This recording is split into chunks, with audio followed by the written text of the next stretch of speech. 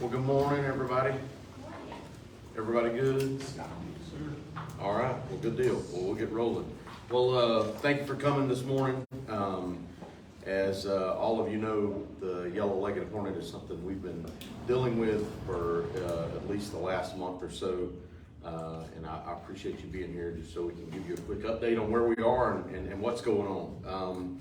As many of you know, I'm Commissioner of Agriculture, Tyler Harper, and joining me this morning are Dr. Tim Davis from the University of Georgia College of Agriculture and Environmental Sciences, Carl Lightfoot with USDA APHIS. He is the State Plant Health Director, and also Mike Evans, who is our Plant Protection Division Director here at the Department of Agriculture.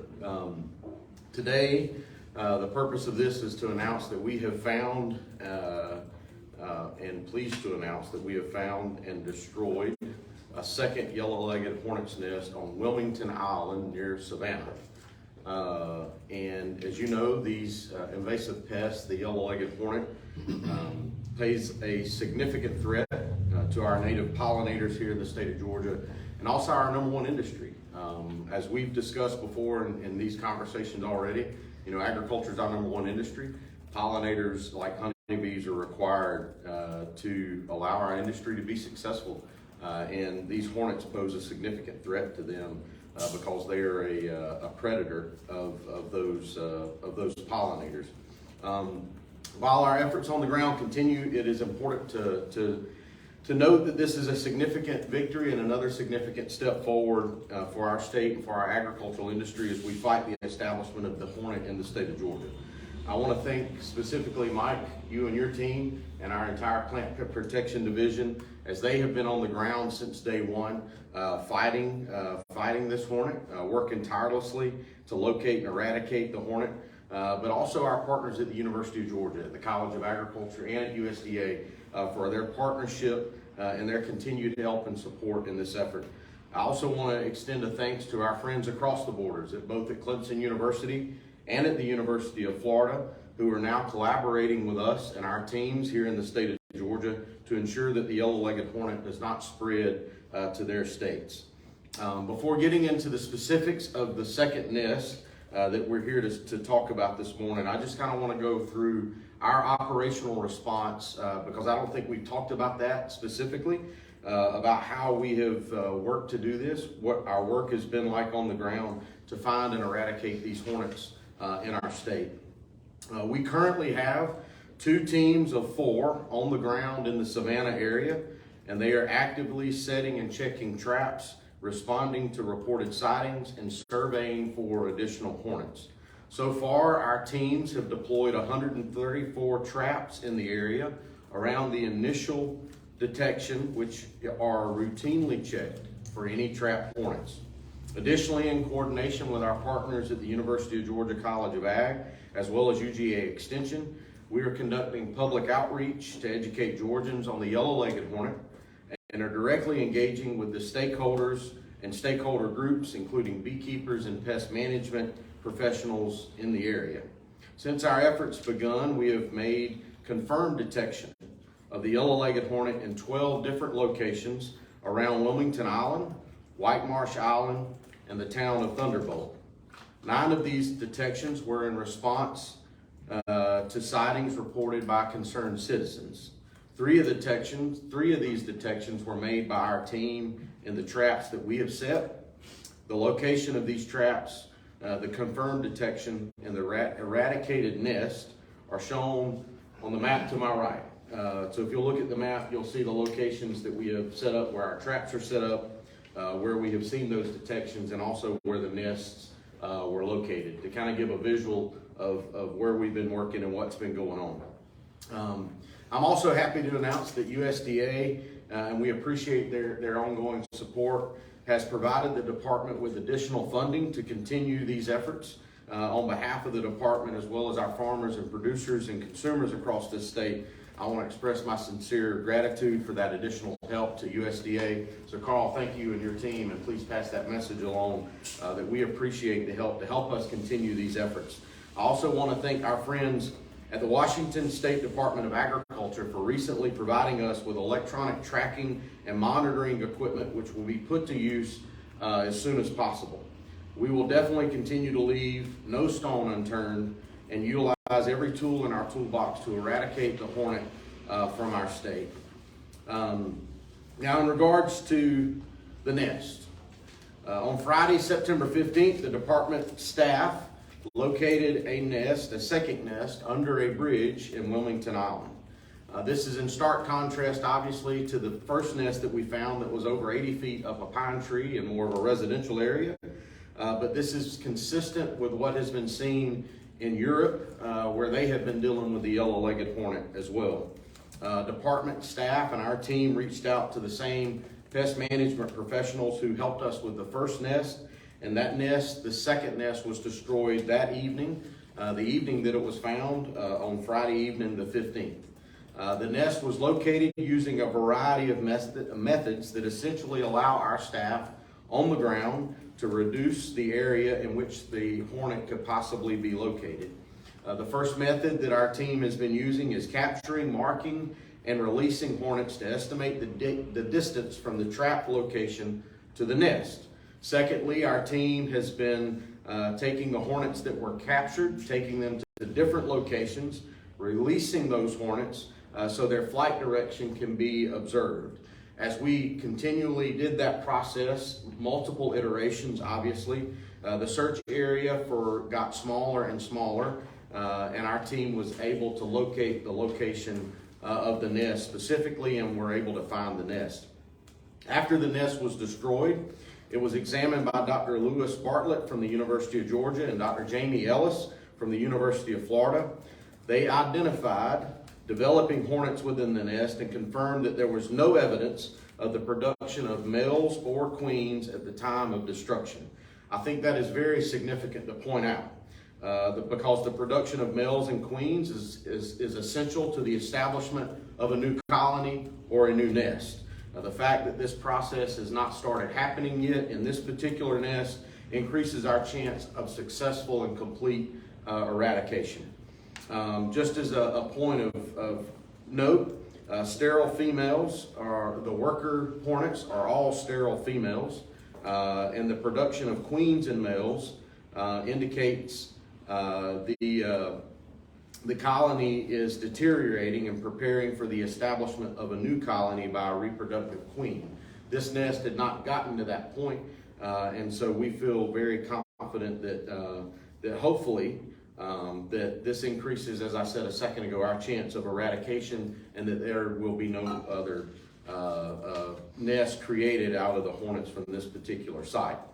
Additionally, scientists from the University of Georgia have sequenced the genetics of the hornets that we trapped from the first nest and the first eradication, and evidence suggests that these hornets originated in Asia.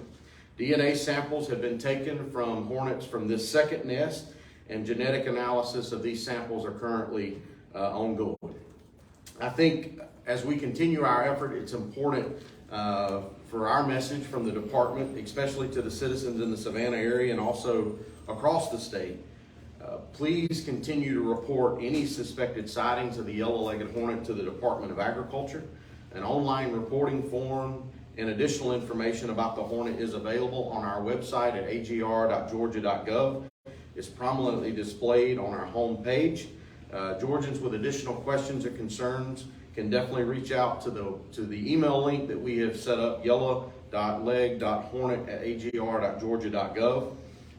I lastly want to thank the beekeepers across our state, especially those beekeepers in the Savannah area, for their attention to this situation. They have been tremendous in helping us find and eradicate the hornet and work to eradicate the hornet. I will say this to commercial beekeepers and other citizens. I think it's vital to our effort that we have live specimen to track and to trace. And because this allows our team to more quickly find any additional nests if there are any. So if you're a commercial beekeeper and you find a hornet, please report that. And please, if you're able, keep it alive. because that will help our team come to your location and begin the processes that we've been implementing to find and eradicate any other nests that may be out there. So I think it's important to ensure that we get that point across. So those live specimens are very important to tracking, and we're asking you to resist the urge to kill those hornets and immediately report those sightings to the department. So as I've said many times, our team has went above and beyond, and I can't thank our team enough for the work that they have done. We hit the ground running whenever we first saw the original sighting of the yellow-legged hornet in the Savannah area, when we first got the initial report, when we confirmed that. As you know, within 2 weeks, we found the first nest. We eradicated the first nest, and now here we are a couple of weeks later and finding a second nest, and we have eradicated that nest as well. Our team is going to remain vigilant. This is not over. This is a long process. I think for purposes of understanding, eradication means no sightings within a 3-year period. And I think that's important to point out. So eradication is a long process. So our team is going to work really hard to ensure that we get to that point. So with that, I'm going to pass it off to Dr. Tim Davis with the College of Ag for any comments that he may have, and to maybe go in a little more scientifically on what we're dealing with. But I'm going to pass it off to Dr. Davis. Dr. Davis. Thank you, Mr. Yes, sir. First off, I want to congratulate you all on this victory, particularly Mike and David Williams and their teams that are out there. They're working hard at this and doing a fantastic job. My name is Dr. Tim Davis. I'm a PhD in entomology, that's the study of bugs. And my area has always been fire ants, so invasive species are kind of my thing. And I'm the county agent in Chatham County. I'm also the director of the Coastal Georgia Botanical Garden, but I'm also a beekeeper. And we've been working with beekeepers for a number of years, myself, Dr. Delaplane, Keith Fielder, and one of the things we've been educating them on are the threats to honeybee keeping. It's not a simple process these days. There's small hive beetles, there's varroa, and this is just another thing that puts pressure on it. And one of the things I'm excited about is beekeepers who went to our trainings who first identified this thing. They took pictures, they sent it to my office, they sent it to Mike and said, we think this is what it is. My master gardeners that I trained, they took those pictures and said, we think this is what it is. And that's what started this whole process. And so it's exciting that when your job is to educate and teach people about science, to see that come to fruition. And it's exciting to see that GDA and the university and the county officials and USDA and the beekeepers and the citizens and going global, you start talking about Washington State and Europe and all these people working together on this problem. We're still learning a lot. I took my first entomology class in the 1980s. I've never realized how many insects have yellow legs until now. So we're still learning, and we are out there educating. I've talked to beekeeping associations along the coast already. We're getting ready to talk to pest control operators, because the most important thing in success of this is going to be the public involvement. We need them to keep reporting, keep looking, keep trapping, and report that so that we can continue to define where they are, and we use that information to help find these nests. And the way that goes is you capture one of these hornets and you tag it and you let it go and you take a compass heading. Which way is it going? And then how long is it before it's coming back? And that gives us kind of an idea of distance. And you get more points and you follow that, and pretty soon you got these lines that all cross, and that's how you narrow it down to this. It's a tedious process. There's technology. You can get little GPS trackers, we can glue those to the thorax, but you can't get those on Amazon apparently. So it's going to be a few weeks before we can get those. And we've got those ordered, and we're using all the technologies and all the tools available to fight this. And education and public outreach and the public's involvement is going to be very, very key to our success in this. Exactly. Mr. Commissioner? Thank you, Dr. Davis. And Dr. Davis is right. I want to start off, I think it shows the importance of not only the partnership, but also the importance of our extension service and our research teams at the University of Georgia and the work that you do every single day. It's definitely vital.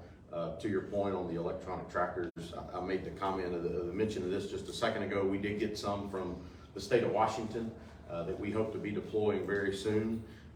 We have had some electronic trackers on order for quite some time. Unfortunately, they have been difficult to come across, but that will help our team in additional tracking methods in relation to this Hornet. I know I didn't mention this earlier. I meant to, but to my right is portions of the second nest. Obviously, this isn't the entire nest. This is much smaller than the first nest that we found and were able to eradicate. But this is portions of the second nest.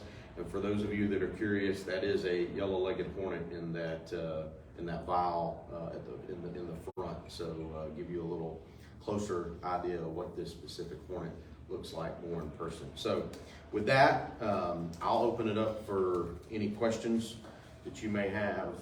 How big was the second one that you found? Mike, basketball? about a basketball. It was about 2 basketballs. Okay. And I know y'all are still trying to figure it out, but where are y'all thinking right now these could have come from? So, the genetic testing has confirmed Asia, right? So we know that it come from that part of the world. How they got here is still a question, but it's, you put the pieces together. The port is in Savannah, and so it's very likely that that's the method of transportation and how they got here. But we have confirmed that they did come from Asia. Are you guys planning to do anything specific? Because Port Wentworth is a huge port. I mean, I know lots of companies bring their stuff in from Asia to here and have warehouses. Yep. At the airport, you go through, you have the Beagle Brigade checking for people with, is there thoughts of trying to do something where things coming from Asia, you guys are checking to try to track down, to try to stop invasive pests from coming in? So I will say this, USDA, and Carl may can speak to this more specifically, but USDA, Customs and Border Patrol, the federal government primarily, just like they do at airports, are on the ground in our ports across the country. So they do that work at the ports just like we do at airports. So they're constantly monitoring. So we're going to continue our efforts with them and our partnership with them, and ensuring that they're looking for any indications in any shipments that may come in specific to the Hornet. But our federal partners are constantly working on that and constantly monitoring that. Is this something where it's pretty much contained to that? You think that small area near Savannah not? So right now, with everything that we know and the knowledge that we have currently, and if Mike wants to speak to this a little more, I'll be happy to let him do it. But based on what we know and the reports that we have, the sightings that we have, what you're looking at is where we believe it's confined to as of right now. We have no reason to believe the Hornet is anywhere else outside of this area in Savannah. However, other parts of the state, that we will investigate that as we have been doing. Those reports do come in quite regularly. We investigate those. We either confirm or deny those sightings. But so far, this map shows where we are currently dealing with the yellow-legged one. For the average person that's not a farmer or a beekeeper, how's this going to impact them? So for the average consumer, I think it's important to know, number one, agriculture impacts your life every single day. The food, the fiber, the shelter that our farmers and producers and ranchers across the state produce, it don't just show up on the grocery store shelf. Blueberries and watermelons are an example of products that require pollination. Well, without honeybees, you can't have blueberries. Without honeybees and pollinators, you can't have watermelons. There are over 100 different crops across the country that require pollination by pollinators. And so this hornet is a predator of those pollinators. And if this hornet was to establish itself in such a way that it had a detrimental impact on our honeybee or pollinator population, that means less watermelons, that means less blueberries, that means less other crops that are grown through pollination. which means that you're not going to be able to find them on the grocery store shelf, or if you do, in some cases it could mean higher prices at the grocery store.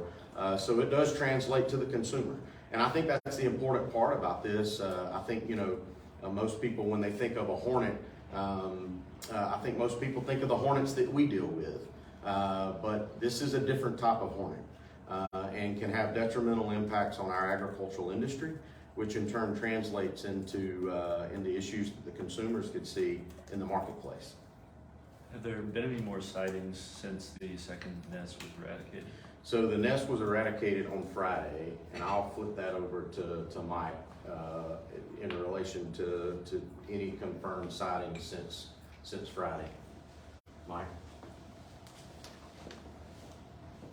No, excuse me, since Friday, we've not had any new sightings. We run our traps, or we check our traps twice a week, and we did have a Hornet in one of the traps, so we're not sure if that was before Friday or not, but we have not found any But it was new discovered. sightings. It was discovered in the trap after the second nest was eradicated, but you don't know if it came there before you guys got the nest, right? That's correct. Has anyone been stung? To our knowledge, no, none of my folks have been stung. All hornets, wasps, bees are a little bit defensive when you get around their nest, their home. They want to protect that.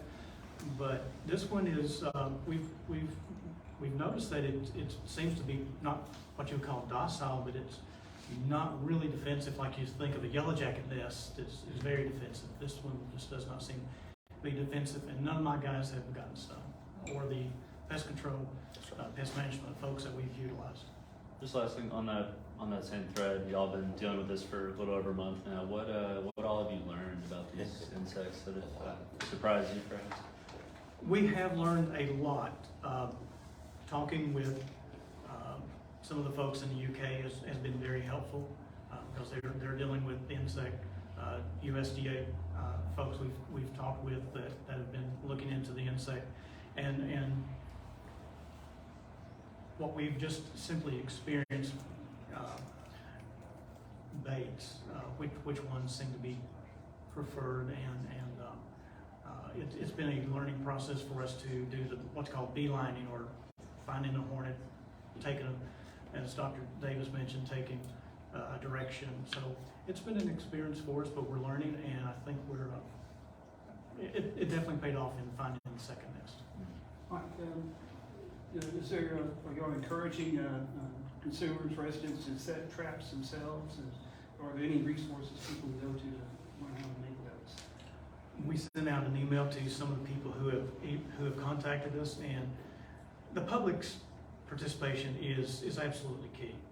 We've received over 3,000 contacts, and most of those have been natives, or there's called a giant hornet that came in the 1800s.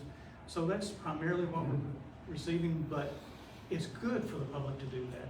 Even though almost every state Department of Agriculture does surveys for exotic pests, most of the pest detections are still from a homeowner saying, that just doesn't look right. I want to let someone know.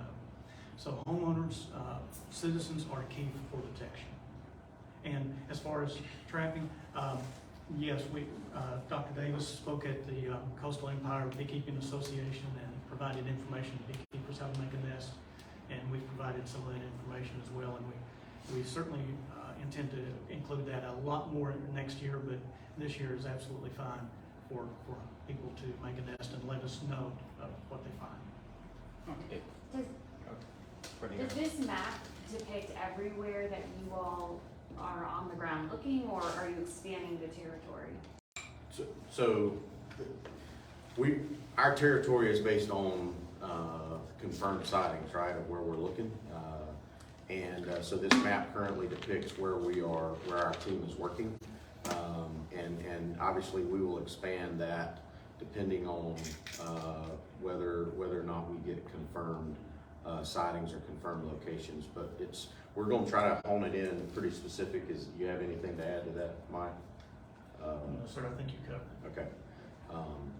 Does that map represent an expansion of previous sightings or previous maps you might have made? you want to speak to that? When we were first notified by the beekeeper, which was really good, as Dr. Davis mentioned, it was a first-year beekeeper, and he noticed something different and said something to someone, which was good. So our idea was to put out a big loop. Let's see if there's anything on the outside of the perimeter. We didn't see anything. And so now we're focusing on kind of this, it's a big area, but it's a much smaller area. And trapping and monitoring is definitely key to it. So yes, we intend to continue to deploy more traps, but it's a long process. It's at least, it's 3 years of negative data. So we're in this for several years. Is there any evidence though that the territory has expanded since you started looking? No, we don't have enough information on that. This may be a stupid question. Does it take a lot of hornets to build a new nest? Like if you didn't eradicate all of them when you got the second nest, could they have a couple of them flown somewhere else to build a new one? Or is it something that requires hundreds to be able to do that? Okay. Yeah. Hornet wasp biology, the workers are all sterile females. And as far as we know, no, or the science is that no, they can't go and found a new colony because they're sterile females. However, if a queen can establish a nest. So it's very possible that the first nest that we found was a single queen that established that nest on her own. And so, to your point, it doesn't take multitudes of hornets to establish a nest. It can be established by a single queen. You want to talk to that, Dr. Davis? Yeah, so the life cycle on the thing, on these hornets is an annual life cycle. A single mated queen harbors over the winter. And the reality is an invasion could have happened from a single mated queen. So, when you start talking about inspections at the port or things like that, they're looking for an insect that's 1 inch long in 1 million containers. And that's if it's the port. Maybe it's the military base. Maybe it's the airport. Maybe it's somebody who went and visited that area and it came back in their suitcase. Looking for a single insect that's 1 inch long. So she's going to harbor over the winter. She's going to establish what they call a primary nest, and she's going to raise out a few workers who are sterile females, and then usually June or July, at least in Europe, and again, that's a question that we have because we're not Europe, and our weather's different. So sometime June and July, they establish what's called a secondary nest, and that's what we're finding. That's these very large nests, and they can build up to about 6,000 workers in that period of time. Sometime here in the fall, and that's why this is encouraging, because sometime in the fall they begin to develop reproductives. And this is encouraging because we're not seeing the reproductives in here. Once they have reproductives, they go up and they mate in the air, they come back, and then eventually in the fall, as the weather cools, the workers begin to die, the drones, the males die, and the females, these mated females disperse and goes back to that, and we're back at that life cycle. So this is encouraging because there's no reproductives in this particular nest. That means we've got a little bit more time than we thought we might have had to work on this problem. So that's kind of the life cycle. That's what we're looking at. We're trying to get as many of these out of here as we can. That's why it's important for us to be looking for these, important for us to be finding these nests and destroying these nests, because we want, what's going to happen at some point is if there's nests out there that we don't find, we get that dispersal and we start this process all over again in the spring. Thank you, Doctor. I think Dr. Davis made a really good point in saying that it's very possible that all of this could have started by a single queen, that it could have come into the United States or into the Savannah area by a multitude of different vectors. So it's hard to your point, to your question earlier, and I think he elaborated on that. It's hard to really know where to look, right? Because it could have been a hibernating female and nobody would have ever knew that it was there. So it's very difficult, but at the same time, we've got to remain vigilant in what we're doing. But it is very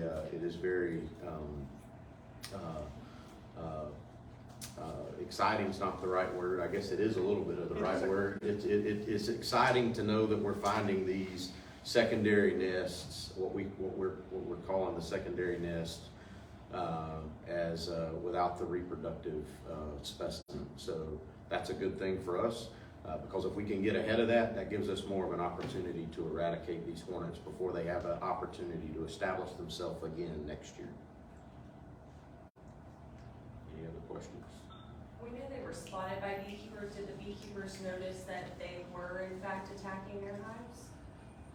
So I believe, yes, I mean, I'll let y'all speak to that. The beekeepers did notice that the hornets were attacking their hives. They were spotted by that, which is kind of how the beekeepers spotted it, but they turned it over to our team. Dr. Davis, I'll let you speak to that a little more. You were on the ground, you know a little more So detail on that. the behavior that was noticed is called hawking.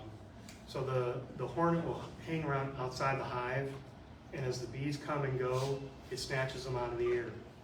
And then it bites off the heads, bites off the abdomen, takes off the legs, and uses just the thorax, because that's where all the wing muscles are, and that's high protein.